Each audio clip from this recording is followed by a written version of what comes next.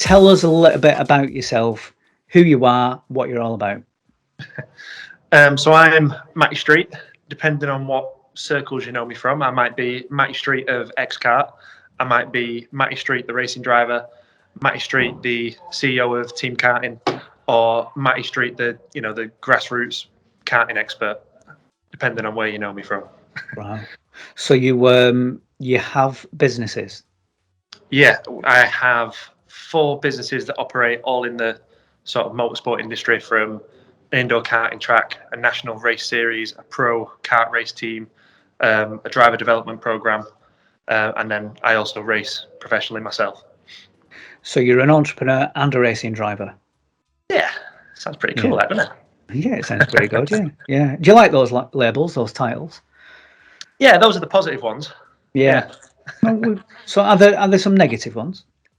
Yeah, well, not necessarily around entrepreneurship, if you like, or being a business owner, but you can certainly say there's negative labels surrounded by, say autism, for example, and the bad press that comes with that. Okay, so tell us a little bit more about those labels. So the words which are being used at the moment are neurodiverse. How do you feel about that description? It depends how politically correct you want me to be. So be you.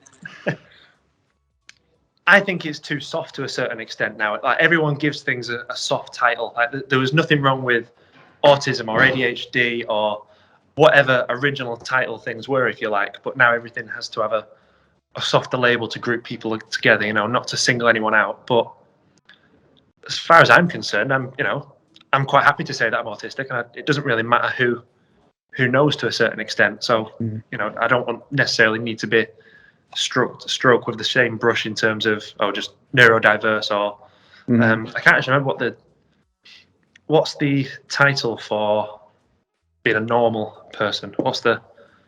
So there's neurodiversity, but then there's 2 different terms. See, that shows how important they are to me. I don't even know what they are. Yeah. Okay, so labels are not that important then? No. But and would you just kind of expand on those other labels, the other things that you've been labelled with in the past when it comes to that area? Yeah. So if you say to someone that you're autistic, or you have autism, or someone that does, the general negative labels that get associated with that is you're unempathetic, you don't really understand sarcasm, you can't really speak in front of people, you don't understand social situations, you get really, really worked up and stressed out about things in the bigger picture that don't really matter. Or sometimes you're just a naughty child, sort yourself out kind of. There's a range of negative labels that are quite misconstrued, really, that people, they're not necessarily true. And what are the ones that you've been labelled with? Or the formal official ones? I don't mean the sweary words. Yeah. So officially I am dyslexic, dyspraxic, and autistic. So obviously autism we've sort of spoke about a little bit. Dyslexia, obviously that's a learning difficulty, so reading, writing, understanding and retaining information. And dyspraxia, which, believe it or not, is a hand-eye coordination disorder effectively. So considering that I now, race cars at stupid miles an hour, to have had a hand-eye coordination disorder as a kid, there's a sort of a misconception in itself. Yeah. Dyspraxic, you're not really very good, with coordination, your hands and your feet, but yet, I can pedal a cart around the track pretty well. Yeah. Well, I mean, I've seen you drive as an adult as well, not just as a child, and the fact that you coach other people to drive at high speed using coordination kind of dispels that myth immediately. What kind of speeds do you get up to when you're in the bigger ones? I think the fastest I've been in is probably about 170, 180. Wow. So yeah, it's quick. Yeah. The alarming bit is that after you've done that kind of speed, when you slow back down to do, say, 70 or 80, that feels like you're just doing 30 or 40. So you're like, oh, this isn't too bad. And then you go, oh no, this is still quite quick. Yeah. That's crazy, isn't it? When you think about that kind of perspective, 170 down to 80. But as you say, if you lived that label, you know, if somebody said to you, right, you've got poor hand-eye coordination and feet coordination, they wouldn't let you behind the wheel of a car. No, yeah, exactly. There's so many different things that people would like. For example, people say, you know, being autistic, you're not going to be very good at speaking in front of people. Mm. I've delivered talks at conferences and spoken in front of thousands of people. As you well know, you know, that doesn't necessarily just happen overnight. You know, it takes a lot of confidence and a lot of sort of self-belief, if you like. But just because someone says you can't do it doesn't mean that you can't do it. Yeah. Okay. So just like anything, to be good at anything, you have to work hard at it. Is that what you're saying? Yeah, exactly. You know, you get out what you put in, and just because you're not necessarily. There's a really good quote in racing that every champion was once a contender, and I quite like that. Yeah. Because you know, it's almost a life motto, if you like. Yeah. So you kind of touched on school education. What was that like for you? The PG version. I hate school. Anything to do with sort of academia. I prefer practical learning, practical ways of doing things. So school was a little bit of a nightmare, and obviously having a social and a learning difficulty just made it, you know, even worse. Yeah. My attendance to a certain extent was terrible. There was literally a period where my mum and the head of year had to drag me into school crying. I was that adamant that I didn't want to go there. And from, you know, I imagine my mum as a parent, that was quite a difficult thing for her to have to do. I knew at the time that I was really not happy about it. But if you ask me now, why was I so upset or why was I so worked up having to go to school? I couldn't really tell you why specifically. You know, I wasn't getting bullied. Don't get me wrong, I wasn't the popular kid, but I wasn't necessarily bullied. You know, I got on with my schoolwork to a certain extent. I think it was just the whole sort of build up and anxiety of going to school that just made it so overwhelming. Yeah. Yeah. So it wasn't something you can really put into words, but maybe it was just a feeling. What was that feeling like? What, you know, being in that environment? How did it feel to be in that environment? It was sort of a strange environment to be in, to be honest, because, you know, it just filled you with crippling anxiety almost, you know, going in and not knowing if your timetable had changed or if you had a supply teacher or whatever it might be, that unknown, that change in structure or routine or the, you know, the sense of comfort that you've got. You know, one little thing that disrupts that, you know, unsettles the whole day. And over time, if you think if you have a Coke can and you're constantly shaking a Coke can, eventually, if you open that Coke can, it's all going to blow up. And that's what the school was like consistently at one point. Wow. Sounds quite frightening as well. And I suppose me as a, you know, teenager me, I didn't really understand it necessarily so much at the time. I imagine as a parent that wasn't great, you know, seeing your son literally, you know, in balls of tears having to go into school.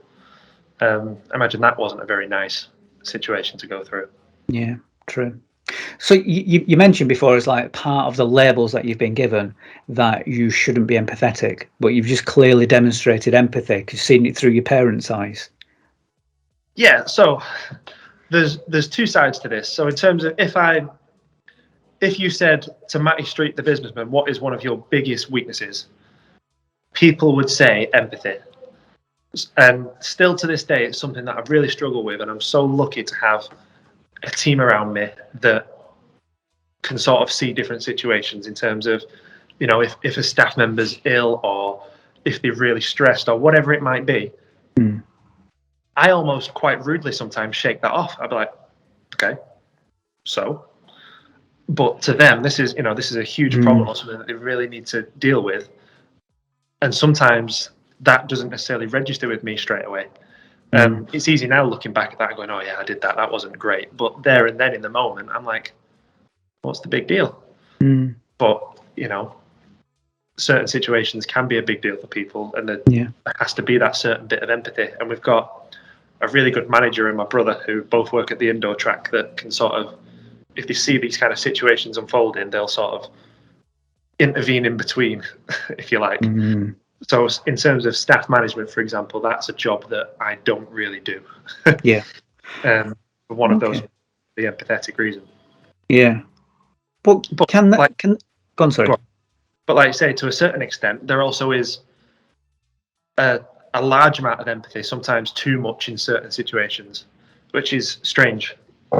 Even for me now talking about it, there's situations where I go, oh, that's really, really bad. And I'm an incredibly helpful and genuine and generous person, if people need help or if I can help a situation.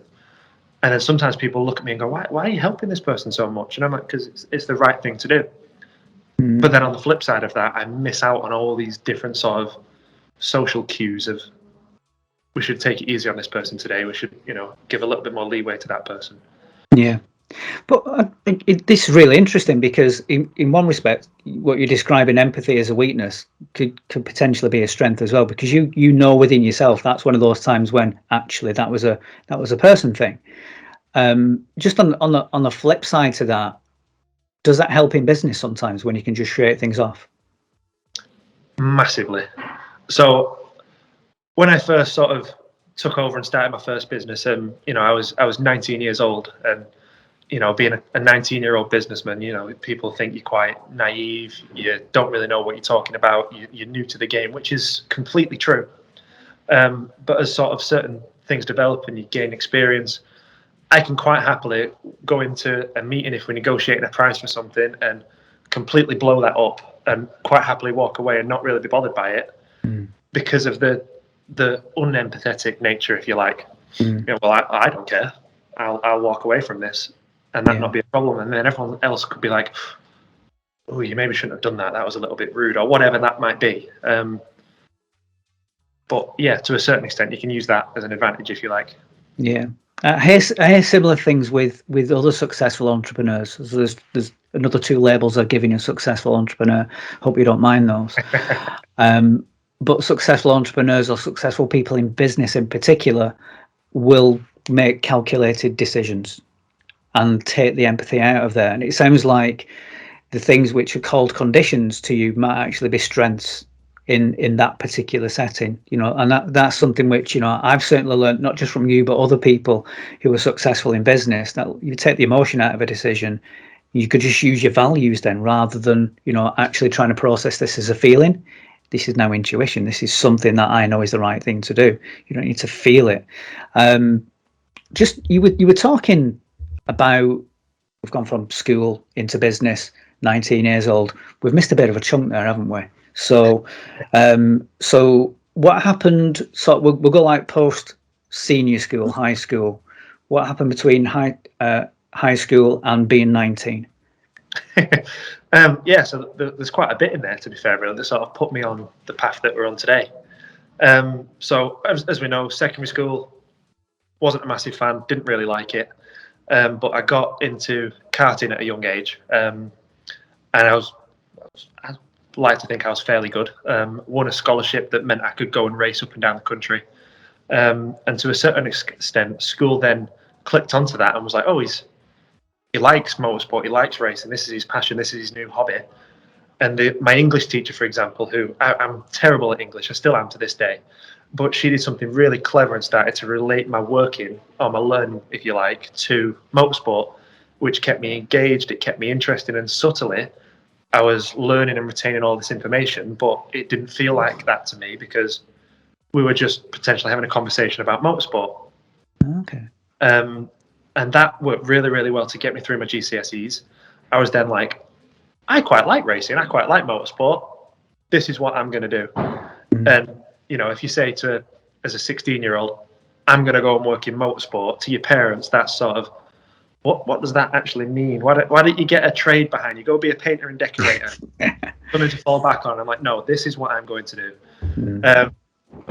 So I went to college, did motorsport engineering. I learned quite quickly that I didn't really like the feel of oil on my finger, which was a thing. It was the textures and the way it felt. I couldn't do it, didn't like it. I've sort of overcome that now, if you like, but to a certain extent, back then it was, a little bit of a problem. But then the opportunity came about to go and do a degree in motorsport management and logistics, which is a considerable niche, if you like. Yeah. just go and do a normal management degree or a logistics degree. No, I want to go and do a motorsport management logistics degree. So bear in mind, before I said how much I hated education, and it's not, and then here's this lad that wants to go to university.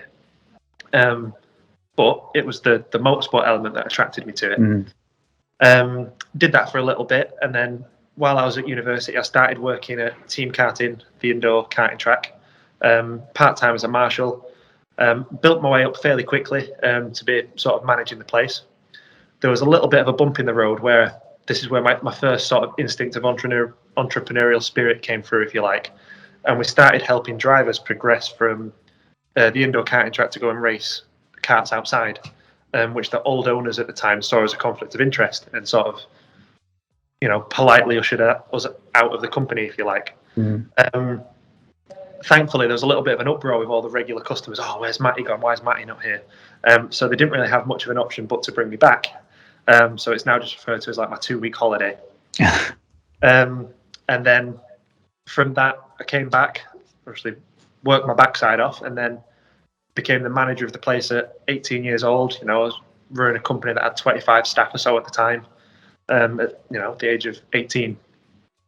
And then the opportunity came to do a management buyout where we had to sort of raise investment and speak to investors to come on board and start the dream that has sort of developed into what it is today, which is, owning the indoor karting track, and then 4 or 5 other businesses that all feed from that. Wow. So that was quite a whirlwind there, wasn't it? So we've got 3 years in 10 minutes. Yeah, it's pretty quick. Yeah, that's good. I mean, there's a few nuggets which, I'm inspired by there. I mean, we spoke about education.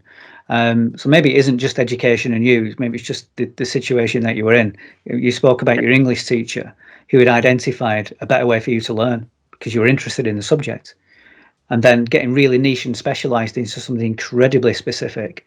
So here's this teenager who hates school, cries to go to, doesn't want to go to school. So suddenly I want to do a degree. That's quite a transformation. But interesting as well that you didn't like the feeling of oil. That really surprises me when you've got multiple motorsport companies and you have to touch oil. But it kind of reminds us that those new kind of feelings and new sensations aren't things that you were used to. So that's a fascinating insight. Thanks for sharing that with me. That's a new one. I've known you for a while, but I didn't even know that. So I learn something new every time I speak with you, Matty. Yeah.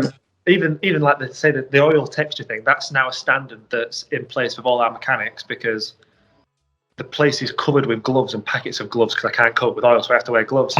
But now all of the mechanics wear gloves because that's sort of a standard that I set for myself, and everyone's sort of assumed that they have to wear gloves just because they see me wearing gloves all the time. Yeah. Which is a nice little positive, apart from all the gloves that we have to buy. But a lot. I mean, there's the businessman again. How many gloves are we going to buy?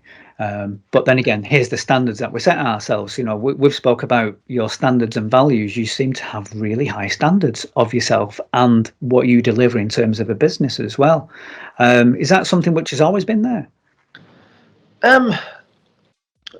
See, when people call me a businessman, I like to think I'm a terrible businessman in terms of the profit margin or the revenue stream or whatever that might be is secondary to the idea, if you like, or the project or the problem or the task at hand.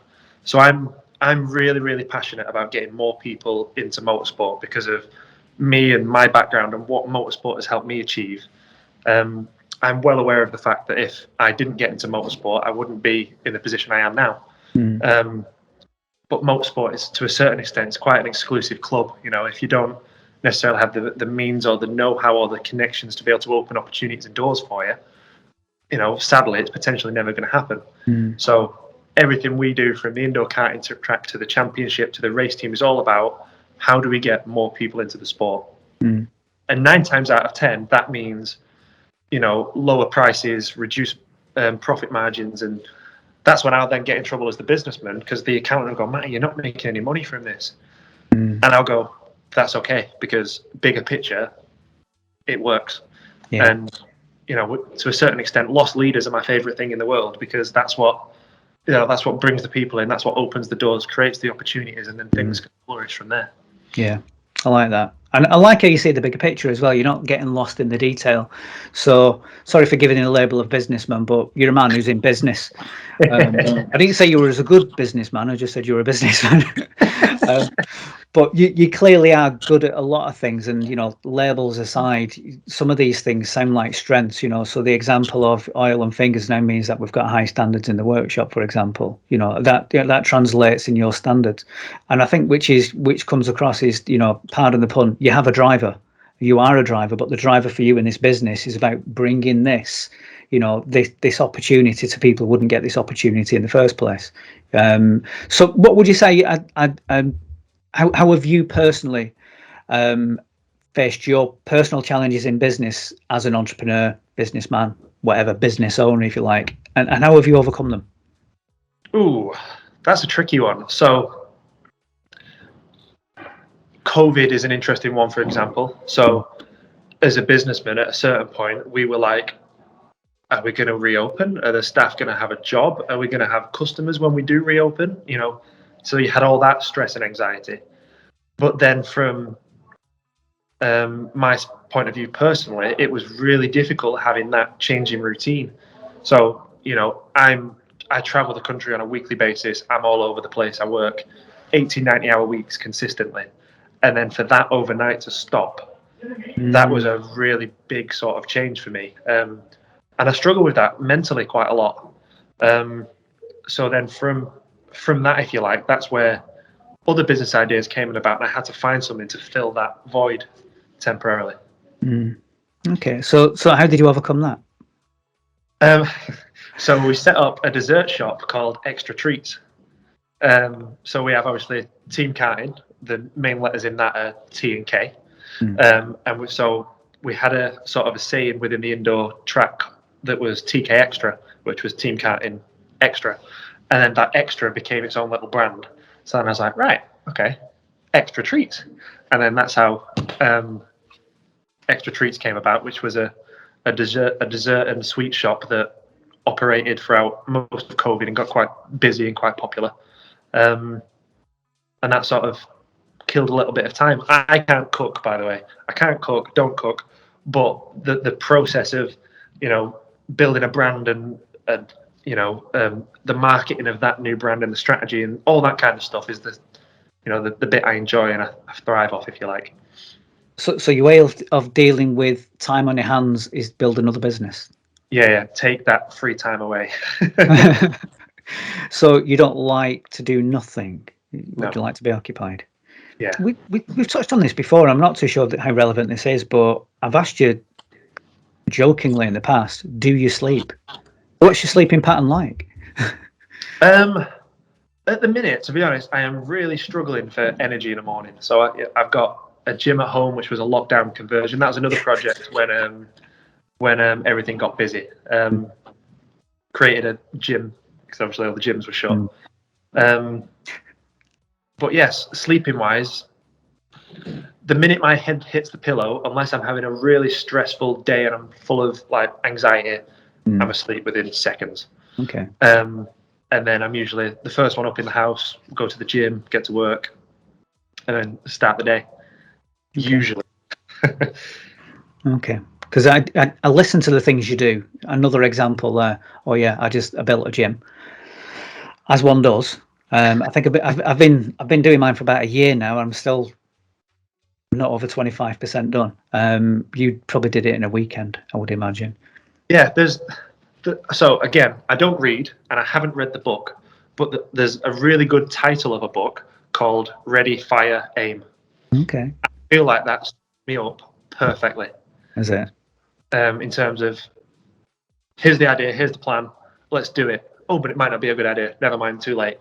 The sort of analogy of it. Yeah. And sometimes that's a good thing in terms of, you don't get lost in the detail or you don't second guess yourself or doubt yourself.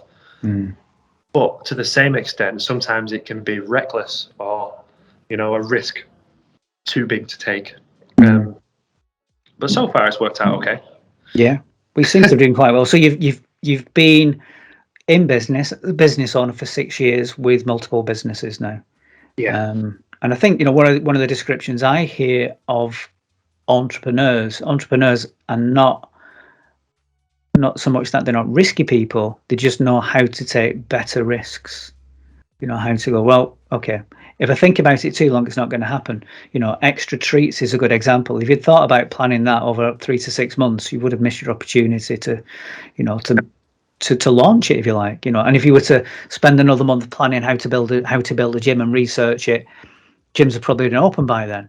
So maybe what we're saying is, like, these labels, conditions, if you like, potentially are your super strengths. You know, these are the things that actually you're using them to your advantage. And, you know, even I and many other people who will probably hear this at some point will be inspired by that. You know, and I've heard you speak so many times and you never fail to inspire me. So thank you for teaching me that. Just gonna circle back to the workplace now. So you've been an employee of a business and you employ other people as well. So I'm just thinking about what's it like to have, I'm going to use the title neurodiversity, if you like. So what's it like to be neurodiverse at work?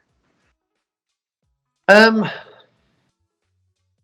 imagine if you ask people what's it like to work for me, they would say I am a pain in the backside.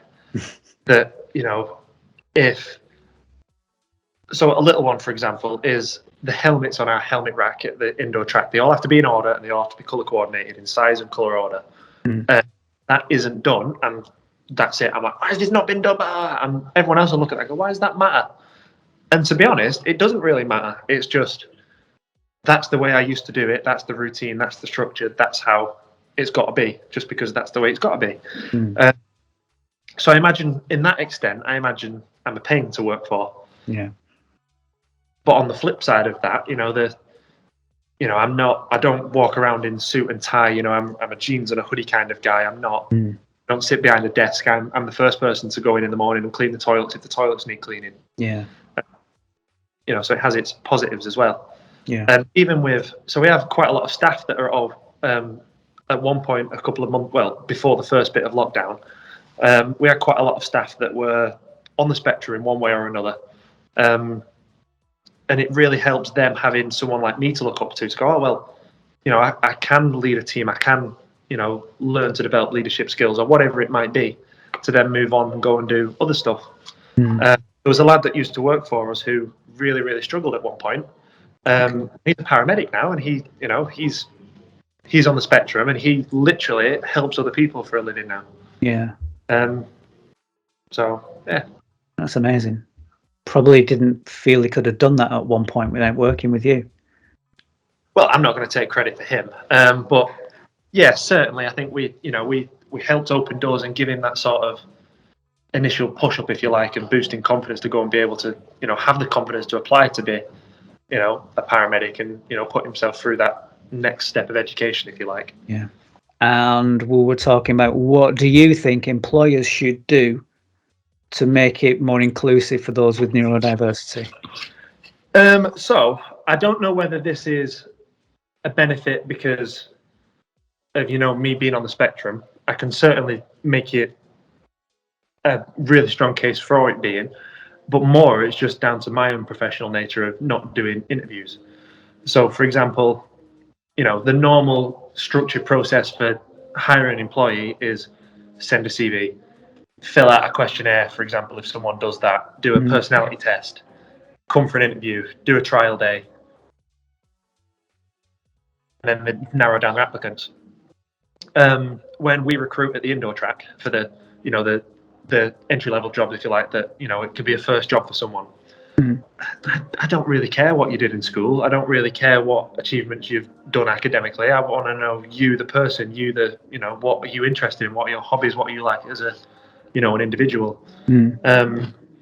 So our recruitment process is anyone that applies, invite them down, order some pizzas, have a little bit of counting, have a chat, and, you know, break people's awkwardness down together. Instead of someone coming into an interview all scared and rigid and, you know, robotic almost, you know, over the course of a couple of hours through talking to them, and, you know, we can break those barriers down and really get a sense of what the individual person's like.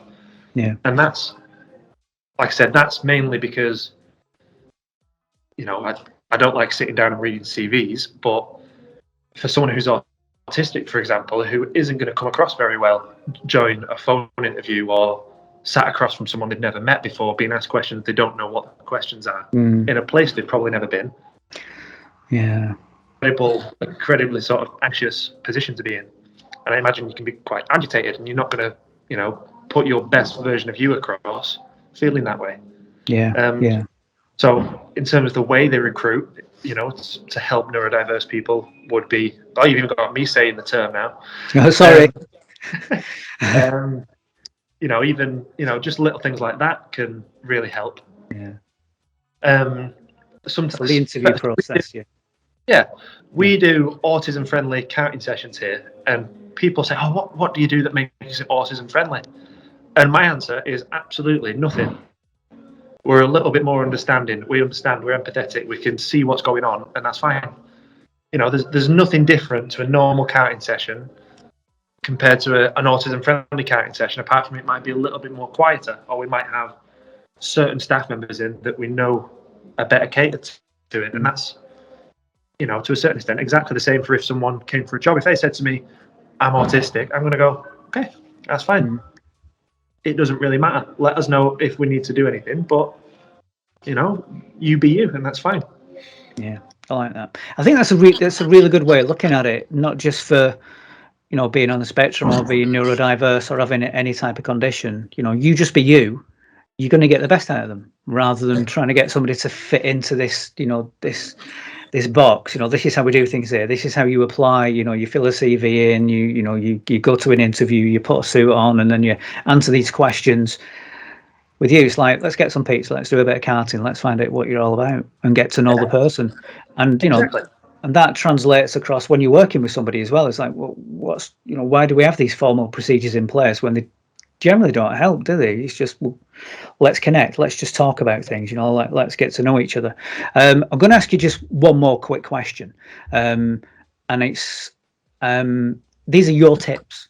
So I could ask you loads of questions now, but I'm just going to give you an opportunity to share with me any kind of quick fire tips that you would have for anybody who's employing people on the spectrum or neurodiverse, or if you're an employee, or maybe even going into business or entrepreneurship. What are your top tips in business and in life and in work?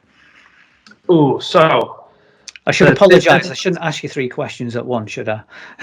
I think I got it. So tips for business. Don't overthink. Just go with it. You're going to have your bad days. You're going to have your good days. But what will happen will happen. Yep. Ready, fire, aim, if you like.